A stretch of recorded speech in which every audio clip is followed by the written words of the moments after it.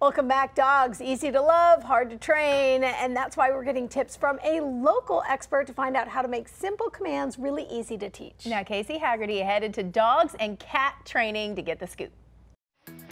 If you want a well-trained dog, you just need Cat. Cat Martin has been training professionally in Nashville since 2003 and has a love for dogs. My parents just weren't really dog people, so I think when I got out on my own, I went full force the other direction, like dogs. While studying psychology, Cat realized behavior modification applies to pets too. It doesn't really matter the species, and I realized that I could use all the things that I was already learning in school to work with dogs as well. Cat says their tagline is training through trust. I have always been what we call a force-free trainer, meaning we don't use any kind of punishment, discomfort, pain, fear, anything like that to do training. It's not necessary. The science backs up the fact that training can be done not unlike we would do with ourselves or our children in a way that feels safe, helps build a relationship with your dog. So we use treats, we use food, we use praise, we use lots of petting, just anything the dog finds valuable. You can use toys. Today, Cat is teaching us one of the most basic and helpful commands for your dog to know. Leave it. It's one of those behaviors that I think it's a foundation thing that every dog should know.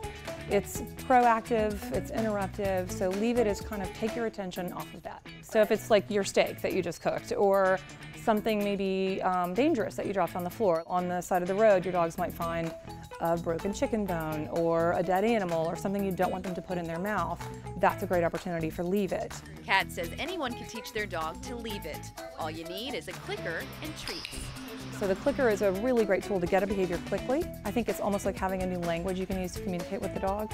And then once they know the behavior, you don't need the clicker anymore. You could start by covering the treat so that the dog can't get to it. We want to set them up to be successful.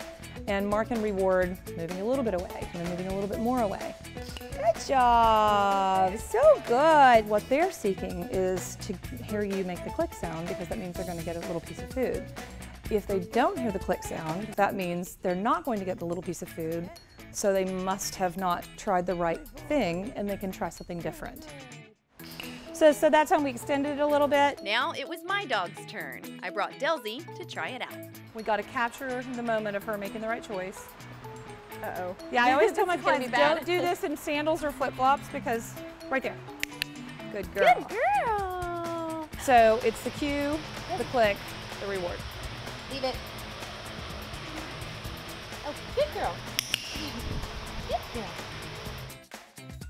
She did good. Look at that. Good job, Delcy. Now, Cat has all kinds of classes. You can check out her classes at Dogs and Cat KAT Training, located at 2605 Winford Avenue in Nashville. There you go. Numbers on your screen, 615-712-6083, dogsandcats.com. I love it.